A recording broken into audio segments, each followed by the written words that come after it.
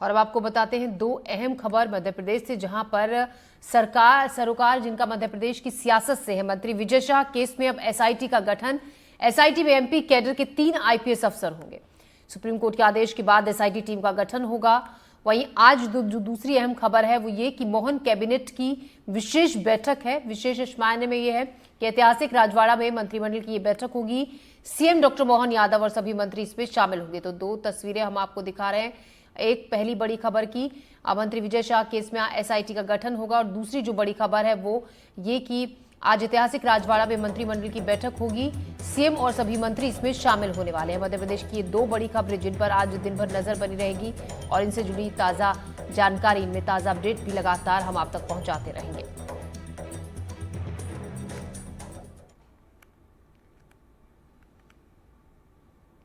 और आइए अब आपको विस्तार से खबरें बताते हैं। मंत्री विजय शाह केस में एसआईटी का गठन होगा। एसआईटी में एमपी कैडर के 3 आईपीएस अफसर सागर आईजी प्रमोद वर्मा, डीआईजी कल्याण चक्रवर्ती, डिंडोरी एसपी वाहिनी सिंह एसआईटी में शामिल होंगे। सुप्रीम कोर्ट के आदेश के बाद एसआईटी का गठन होगा। कर्नल सोफिया कुरैशी पर विवादित बयान देने वाले मंत्री विजय शाह के मामले में अब जांच के लिए एसआईटी का गठन कर दिया गया है। सुप्रीम कोर्ट ने सोमवार को इसके आदेश दिए थे, जिसके बाद सोमवार रात को जांच के लिए एसआईटी का गठन कर इसका आदेश जारी कर दिया गया।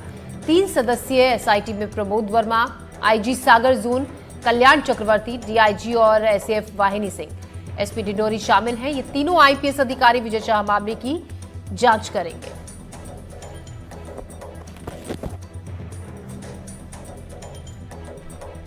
और इसी खबर पर ज्यादा जानकारी के साथ निहारिका हमारी सहयोगी हमारे साथ जुड़ रही हैं। निहारिका, एसआईटी का गठन कर दिया गया है और 3 सदस्यीय एसआईटी जिसमें 3 आईपीएस शामिल किए गए हैं। बिल्कुल आप सही कह रहे हैं। देखिए, कल सुप्रीम कोर्ट पे सुनवाई हो रही थी, तो उस दौरान ही ये कह दिया गया था कि एसआईटी का जल्द से जल्द गठन करे और एसआईटी इस पूरे मामले में जांच करने के बाद जो रिपोर्ट है वो सुप्रीम कोर्ट में पेश करे, ताकि इस मामले में आगे की कार्रवाई हो सके। हालांकि सुप्रीम कोर्ट ने विजय शाह को इतनी राहत दे दी थी कि उन्हें ये कहा था कि फिलहाल आपकी गिरफ्तारी नहीं होगी, लेकिन ये कार्रवाई जो है ये पूरी रिपोर्ट पेश होने के बाद आगे किस तरह से होती है वो देखने वाली बात होगी। रातों रात इसमें एसआईटी गठित कर दी गई है। 3 आईपीएस अफसर जो एमपी कैडेट है उन्हें इसमें रखा गया है। प्रमोद वर्मा जो आईजी हैं वे इसमें मुख्य तौर पर काम करते हुए नजर आएंगे। कल्याण चक्रवर्ती डीआईजी है और उनके साथ वाहिनी सिंह एसपी है।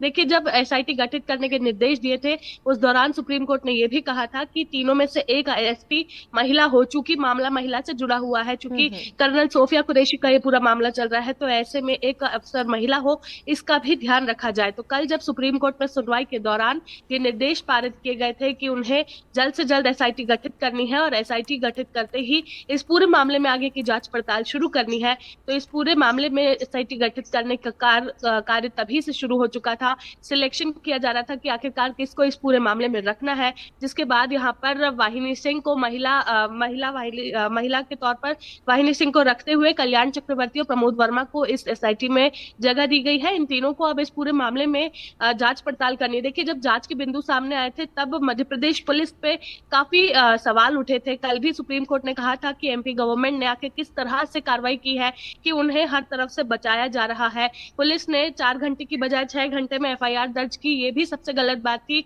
पुलिस को जल्द से जल्द कार्यवाही करनी थी। जब हाईकोर्ट ने निर्देश दिए थे उसके बावजूद इंतजार किया जा रहा था। 4 घंटों के बाद भी एफआईआर दर्ज नहीं हुई, 6 घंटे के बाद एफआईआर दर्ज हुई, और इस तरह से कई बड़े सवाल जो है मध्य प्रदेश सरकार पर उठे हैं। कल मध्य प्रदेश सरकार को नोटिस भी जारी हुआ है और उसके बाद उन्होंने ये कहा है कि अब एसआईटी गठित होगी जिसमें एमपी के कैडेट रहेंगे और उसके बाद इस पूरे मामले में जांच पड़ताल होगी। पूरी रिपोर्ट अब सुप्रीम कोर्ट में पेश होगी। पहले ये मामला हाईकोर्ट पहुंचा था, हाईकोर्ट ने अपनी तरफ से कार्रवाई की थी, लेकिन मंत्री विजय शाह इससे नाखुश थे, जिसके बाद वे सुप्रीम कोर्ट गए। उन्हें लगा था कि सुप्रीम कोर्ट उनकी बात सुनेगा, इसमें उन्हें राहत मिलेगी, लेकिन सुप्रीम कोर्ट का सबसे पहला यही कहना था कि उन्हें किसी भी तरह की राहत नहीं मिलेगी, चूंकि ये किसी व्यक्ति विशेष का मामला नहीं है।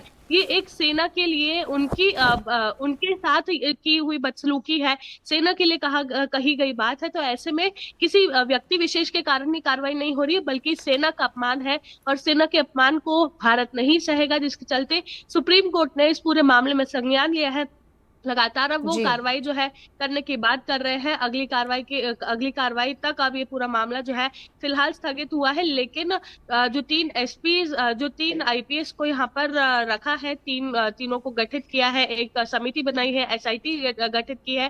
तो ऐसे में अब एसआईटी पूरी तरह से इस मामले में जांच करेगी और जांच जी करके हर निहारिका। पहलू पर ये देखेगी कि आखिरकार ये मामला कितना गमगीन है, कितना संगीन है, और उसके बाद क्या कुछ कार्रवाई इस पूरे मामले में की जा सकती है। इस तरह के तमाम सवालों के साथ अब ये एसआईटी जो है जांच करेगी। देखिए, जांच के बिंदुओं में विधायक वहां पे मौजूद, मंच पर जी मौजूद निहारिका, विधायक उषा ये ठाकुर भी सभी आती लोग है, शामिल होंगे। राजाराम कटारे भी आते हैं, क्योंकि ये लोग भी मौके पर मौजूद थे, स्टेज पर मौजूद थे। और जब विजय शाह ये बयान दे रहे थे तो हम देख सकते हैं कि पीछे उषा ठाकुर बैठकर वहां पर मुस्कुरा रही थी। दोनों का आई कांटेक्ट हो रहा था, एक दूसरे को बात करते हुए वे ये दे जी रही थी। देखिए, अभी निहारिका। भी स्क्रीन पर हम्म। दिख रहा है कि किस तरह से पीछे बैठकर उषा ठाकुर मुस्कुरा रही थी। तो ये पूरा मामला अब सुप्रीम कोर्ट ने अपने हाथों में ले लिया, जिसके बाद अब एसआईटी गठित हुई है और इसमें अब गहराई से जांच की जाएगी और पता लगाया जाएगा कि आखिरकार कितने लोगों के साथ कार्रवाई आगे की जाएगी। जी निहारिका, शुक्रिया आपका जानकारी के लिए।